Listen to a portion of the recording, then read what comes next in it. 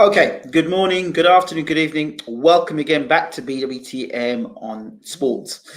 Another very interesting time we're at here with the social climate that is in the world today. Let me just put this ticker up. Don't forget to join us tonight, 8 p.m. Bermain Stavern, the former WBC heavyweight champion of the world, live and exclusive on BWTM Sports right here, 8 p.m. And don't forget to check us out, BWTM Online, www.bwtmonline.com. Right, this particular uh, incident that happened has just caught my eye. I was meant to be going into a meeting. My meeting got put back by half an hour, but I had to talk about this. This is absolutely stunning stuff at Sky Sports. I've been very critical in the past of Sky Sports, feeling that certainly that a lot of the people that go on Sky Sports and do their roles, do their commentary stuff, particularly in boxing, they kind of control what they have to say. They are very correct and prim and proper, and half the time they look like if they have something shoved up their ass, and suddenly when they go on Sky, they don't know how to express themselves because they're scared of the backlash that might come. Well, from a cricketing world, and people know that I've been within cricketing circles within the last 20 years of my life, and I've had to endure some nonsense over my years, and I will talk about it at some other time because it's not about me. But one man I did meet in the cricketing world, that was the year of fire in Babylon. I was invited as a member of the media to see the great West Indian team, and I met Viv Richards. I got to meet Viv Richards wasn't there at the time, another time, but I got to meet Michael Holding, Joel Garner, and many other greats. Gordon Grange, Desmond Haynes, some great legends. But now, today, or not too long ago, Michael Holding came out with the most beautiful, most elegant speech, which I think, knowing the history of Sky Sports, in the past they've either given people slap on wrist or got them sacked. Michael Holding didn't care, and I want to watch this. I'm gonna read it exactly word for word because it's so good. This is from the Sky Sports website, so let's bring this up for you. It's about racial blackwashing. I want you all to listen to this and listen well. Okay, so let's get this up, make sure it's on the screen so everyone can see that. Can they see that? Let me take my face off the screen because I don't matter. Right. Michael Holding says racial brainwashing must end with black people growing up feeling lesser. We need to teach and re-educate, as a lot of black people in this world are growing up believing that they are lesser than other people, and that cannot be right. Now, come on. Sky Sports Cricket's Michael Holding has passionately dissected the brainwashing that he says is to blame for the racial issues that remain rife to this day. Let's bring it down. Holding and fellow cricket pundit Ebony Rainford-Brent shared their views on racism in Sky's Black Cricketers Matters program following the death of George Floyd while he was in police custody in Minnesota in May. After the show aired, former West Indies seamer Holding urged for greater education on the achievements of black people so that young people of color do not grow up believing they are lesser and that unconscious racial prejudices have a better chance of being stamped out. Holding said, "When I say education, I mean going back in history.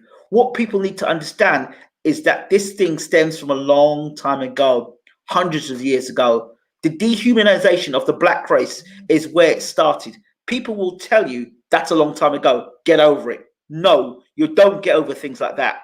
Society has not gotten over something like that. I don't quite understand as a young man what brainwashing meant. I now understand. People, black people and white people, have been brainwashed in different ways." So this is, by the way, this is live on Sky. This is going on. Think about religion. The image of Jesus Christ is pale skin, blonde hair, blue eyes. Where Jesus came from, Who in that part of the world looks that way? That is brainwashing, to show you this is what the image of perfection is. If you look at plays from those days, Judas was who betrayed Jesus is a black man, brainwashing people to think he is a black man, he is the bad man. Go through history. Thomas Edison invented the light bulb. Everybody knows that. But who invented the light bulb from a paper filament that burnt out in no time at all? Can you tell me who invented the filament that makes that light, these lights shine? Nobody knows, because he was a black man and it was not taught in schools. Lewis Howard Latimer invented the carbon filament to allow lights to continue to shine. Yet who knows that? Everything should be taught. In my school days, I was never taught anything good about black people. And you cannot have a society that is brought up like that, where you only teach what is convenient to a teacher. History is written by the conqueror, not those who are conquered. History is written by the people who do the harm, not by the people who are harmed. We need to go back and teach both sides of history. Until we do that and educate the entire human race, this thing will not stop. We need to teach and re-educate, as a lot of black people in this world are growing up into believing they are lesser than other people, and that cannot be right. People tell me there's nothing called white privilege. Give me a break. I don't see white people going into a store in Oxford Street and being followed. A black man walks in and someone is following him everywhere where he goes. That is basic white privilege. I don't want people to think that I think that all white people are racist and walk around thinking racist things. It's not. I'm black, I don't like white people, or I'm white, I don't like black people. There was a study done at Yale University in 2016 where they got 130 preschool teachers to go into a room and watch a video and look out for the bad behavior. There were black boys, white boys, black girls, white girls. There was no bad behavior in the video, but they had a tracker of the teacher's eyes, and at the end they got the result, and the eyes had constantly looked at the black kids, black boys the majority. One person didn't want the results released, but 129 of the teachers were embarrassed. They did not even know they were unconscious. The society in which we grow, it is almost osmosis. It seeps into you and subconsciously affects your mind. There was a study in 2014, also at Yale, with police officers. They were shown pictures of black kids and white kids. Kids meaning early teens. Each police officer was asked at the end how old he thought the black kids and white kids were. On average, the police officers gave the black kids age 4.5 years older than the white kids, guessing the age of the white kids easily. If you're a police officer confronting a 14-year-old and you think in your mind he's 18 or 19 years old, your attitude is going to be very different. He's no longer an innocent 14-year-old. He's a senior approaching adulthood, and your approach is going to be different. That is something that has to be tackled. We know that there's been abuse of black people by police officers, not just in England or the US, all over the place. Unless society is cleansed and sorted, we will continue to have this problem. So that's it. The full interview is on Sky. But I wanted to share that. I wanted to share that because let's bring my screen back up. Top screen, bring myself back up. So I wanted to share that. That's Michael Holding, the former West Indies legendary fast bowler. Ruben Grass' true words. So I wanted to share that piece of information. I hope that Sky don't go ahead afterwards and fire Michael Holding for this. It's education. It's the truth. And, you know, it may have made a few people in Sky pretty uncomfortable. But it's the truth. And, you know, there are people, even myself, for what I do with BWTM Sports, there are people that make you try and feel less than because of what you do. Your work doesn't match up to somebody else's. Not because of the standard. It can also be because of they don't, whatever you do is not good enough. but I don't care. I've gone beyond that way of thinking. So congratulations to Michael Holding for his thoughts, for being so brave to stand up and say what he said so eloquently, to break it down, to show the world that just because you speak up, just because you have views, just because you point out something, it doesn't make you a racist. It just makes you see things as they are, as opposed to what people would like it to be. So that's Michael Holden speaking out there. Really proud of Michael Holden, what he had to say there. And yeah, good on you, Michael Holden. It'll be interesting to see how Sky now respond to all of this. Yeah, it's all right putting programs out there and editing it out, but now somebody speaking live on the cuff like that, it'll be interesting. It'll be very, very interesting to see. Let us know your comments in the comment section of this video. You think they'll fight him in recent times? It'd be very bad PR, especially in recent times. Well, they might find some excuse to get rid of him. They'll find a way. They'll find a way, somehow or the other, about Michael Holding, dig up in Michael Holding's past. But he's a cricketing legend. And, you know, I've been blessed, you know, to have been able to mix it and meet many legends on my journey. But I can tell you directly that cricket is a racist sport in this country, downright racist. And, you know, when you deal with facts and figures, when you deal with the fact that everywhere I go, people are winning trophies. Everywhere I go, you're putting players into going for counties. Everywhere you go, every club you go to, every team you work with, the players that I pick out that I think are good enough go and play for a county. I ain't no level 3 and level 4 coach. I ain't level 3 and level 4 coach. They stopped me trying to get my level 3 coach. When you open yourself up to level 3 coaching, you have to, when you're a cricket coach, it's different. You can't just always an agenda. They will get rid of him quietly. You know the case. But going back, to get a level 3 in cricket, you have to get authorization from somebody in a position of power. And 10 times out of 10, it's a person that doesn't even look like yourself. Yeah? And let me tell you something. They're some of the most racist people you're going to find in cricket. You want to talk about privilege? It's right there in the sport of cricket. And I know. And I've coached right from grassroots cricket right through to the top of cricket.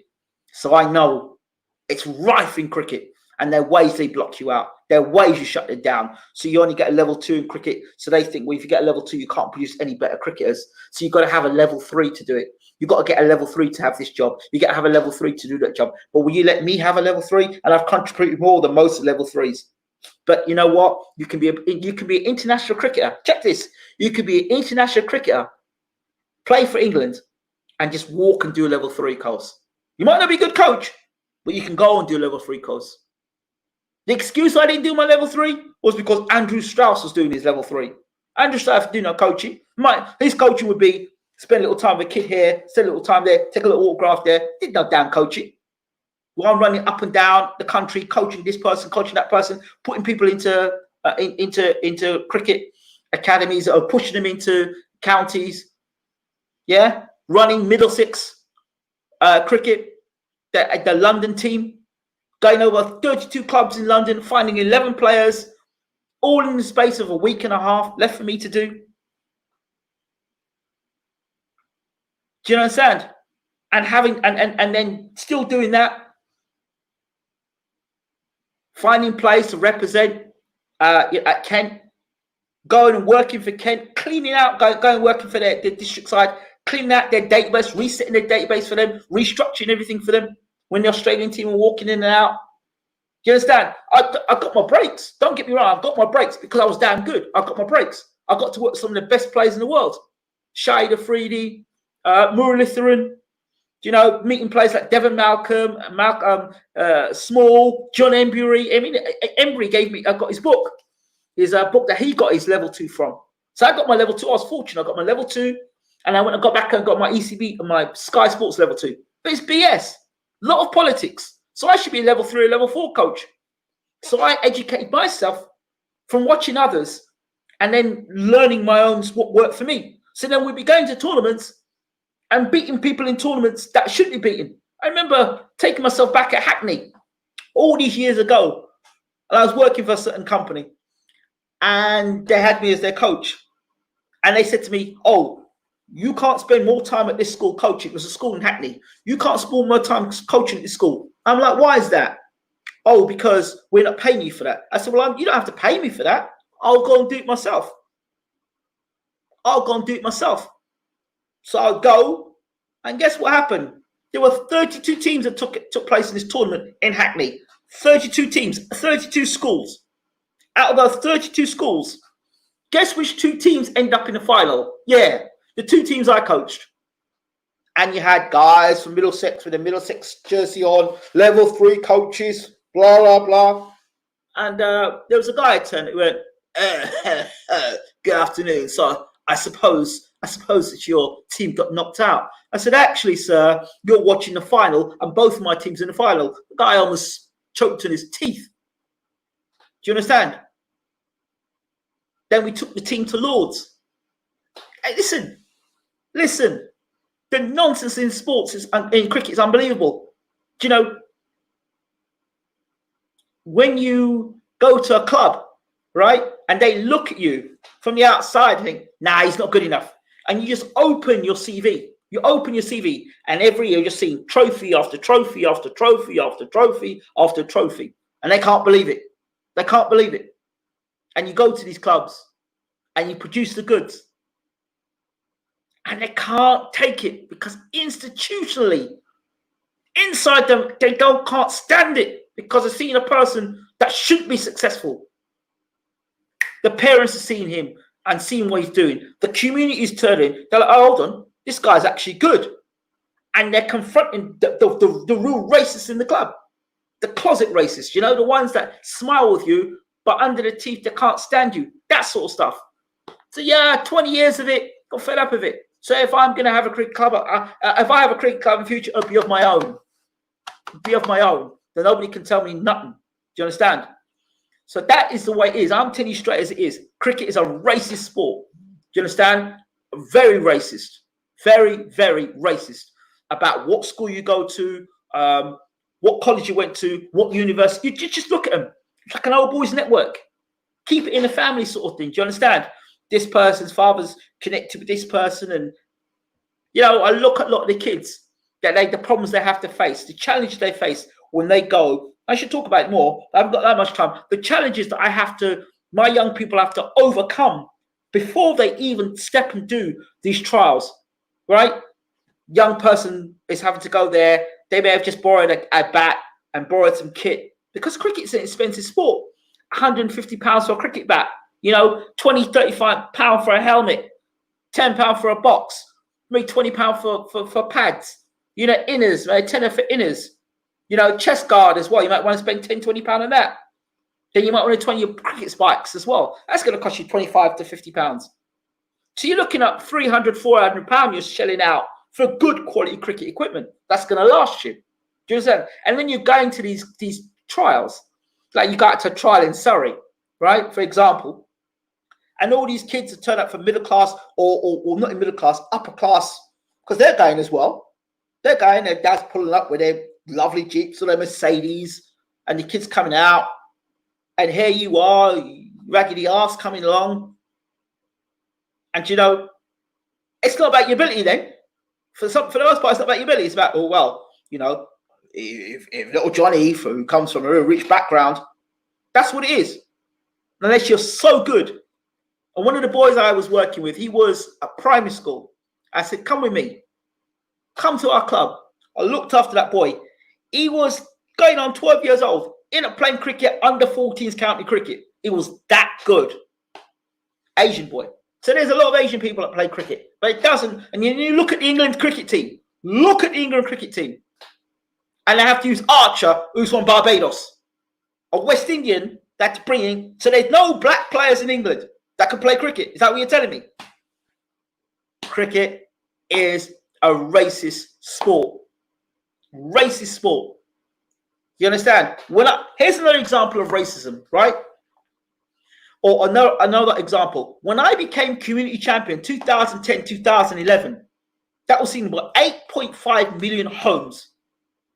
8.5 million homes. Academies set up and down the country. Players coming from those academies, going and playing in the counties. Did I get a thank you for any of that? No. Did I even get acknowledgement from the head of cricket? No. No, not a thing. You understand? I went out. I didn't get the opportunity. I wasn't given the opportunities and the jobs in England. So I picked myself up and I went to Australia and challenged myself. Picked up 2 titles, a 1-day title and a 2-day title. So nobody can come and tell me any nonsense about, you're not a very good coach. You're not good enough. Maybe I don't say what you'd like me to say and be how you'd want me to be, but that's why I am the coach that I am and produce what I do. Do you understand? So I went and finished with a club the other day. I finished coaching the club and I wanted to go back for my own purposes to find out whether I still had it. And I put 3 more guys went through to play county and they ended up winning the league as well and beating top teams that had never beaten before. And those top teams are actually got county players in them. And we beat them with the county players. And we had not one county player playing for us. That's what I'm telling you, that kind of quality. So, you understand? So when you get to that point, you start to ask yourself the question whether it's really if you're good enough or the people around you are not appreciating what you are and have their own biases. So I take myself out of the equation now. I don't give people that opportunity no more. And I would suggest to anybody who has that sort of situation to, know your value. Know your value and charge what you're worth. And then, you know what? And if you can't, own your shit. Own your own stuff. Do you understand? Do for self. And don't wait for other people to acknowledge you. Because if you do, you ain't going nowhere. That's what people are saying. You see them digging something up from his past, something Me Too related would bring up public to their side. Of course, that's what they'll do with Michael Holding, and you'll just see how racism still is within media. You're a level 4 coach, bro. You don't need their verification to be certified. Thank you, brother. And that's how I see it. Why are you surprised about it, Ruben? A lot of Asians play cricket in the UK. You see, this is sort of statement that makes us. So many Asians playing cricket in the UK. Did you know there was their own Asian league? Did you know that? There's an Asian league. That's one thing. 2, did you also know how many Asian players play for England? How many Asian players play county cricket? And why is that?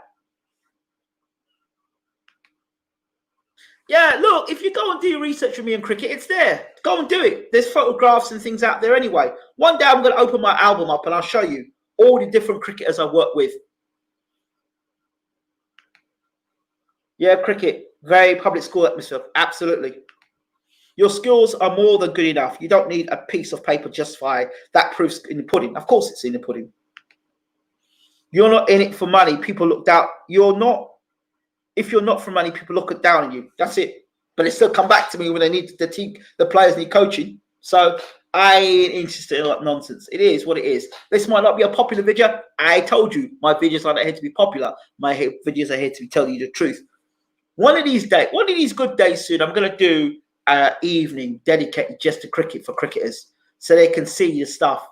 At one point I was doing coaching online. And I might start doing it again. I'll do online coaching sessions for players that are struggling with form and stuff like that. Did it. Go back and look at my old videos.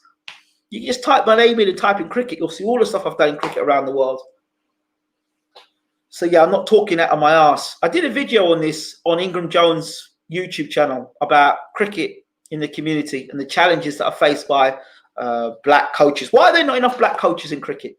Ask yourself, why are there not enough black players in cricket? Why is that? But you look at football. There's a lot of black players in football. So, yeah, I'm going to come out of this now. I've got a meeting at 7 p.m. And then Ruben says, make a good point. Lots of Asians play cricket, but not many international teams. Yeah, absolutely. They play internationally for their countries. Yep. You got to remember also, I was assistant coach for the Grenada cricket side as well. So my cousin, Nello Pascal, you can look him up. He used to play for the West Indies as well.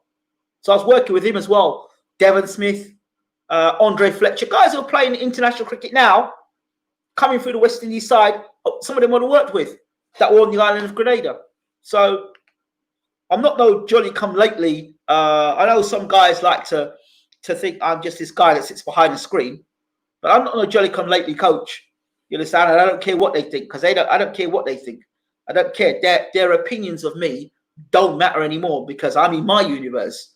You understand? And they don't mean nothing in my universe to me. If you can't value me, I ain't got no time to value you. Why?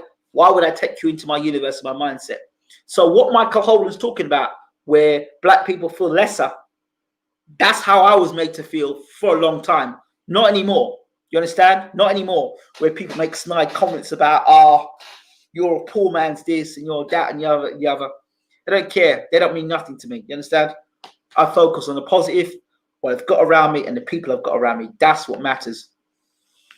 That's what matters. So one day I'll show you. I'll show you all the trophies as well. Anyway, for now, I've got to get out of here. Michael Holden, I love you, man. I love you, man. I love you. You're teaching the black British how they should be. A lot of the black people in this country will keep their jobs and won't speak out like the way Michael Holden did. Nasser Hussain. Let me tell you about Nasser Hussain. Let me tell you something about Nasser Hussain. Nasser Hussain used to play at the same club as me. Nasser Hussain, Adrian Rollins. Nasser Hussain's father used to coach me. And I used to play my cricket in Essex. I'll tell you about Nasser Hussain, Joe Hussain, down at Ilford Cricket School. For those of you who know Ilford Cricket School in Gad's Hill, you know what I'm talking about. You all know what I'm talking about. Explain more about the guy who draw dropped when you said both of your teams were in the final. Yeah, well, he was an older gentleman that, you know, had a bit of money and, you know, one of these MCC guys, isn't it? So one of the MCC guys came along to see what was going on. He expected to see this young black boy tearing up the house. Only a handful of BMA UK cricketers like Monty Palliser and Archer, and look how they get treated. Nasser is saying, yeah, but he's Asian and white. And Hussein's got a bit of money behind him as well. Hussein ain't no mug. Hussein ain't no mug. And look at the way they treat Monty Palliser. Look at the way they treat Monty Palliser. You look at the way they treated black players compared to how they treat white players. A white player could do things 100 times wrong and they'll still be in the team. A black player does something twice and he gets dropped and you don't see him again. What happened to Mark Butcher? Mark Butcher was scoring loads of runs for England. His thumb got injured. I didn't know he got retired. And what happened to Mark Butcher? Look at the way they treated Devon Malcolm. One of the fastest bowlers England had. Destroyed South Africa. Look how they treated him. Look how they treated Graham Hick. Graham Hick came to England. How many chances did Hick fail? And he didn't look good enough at international level. They kept with him. You know what I mean? So I don't know. I think cricket has been very much in the UK as so much to talk about. So much to talk about. But it is what it is. Like I said, it isn't about the colour of skin. It's about the content of your heart. Your skin don't tell me nothing. Your content of your heart tells me everything. When I squeeze you like this, no matter how good I do, no matter how successful I am, no matter what I try to achieve, in your actions, whether you support or you block, that says a lot. It says a lot. You understand? Let me ask you one final question. If I were blonde hair and blue-eyed and I had BWTM, where would this channel be today? Just a question. Just a question. You can answer it all by yourselves. Answer it for yourselves.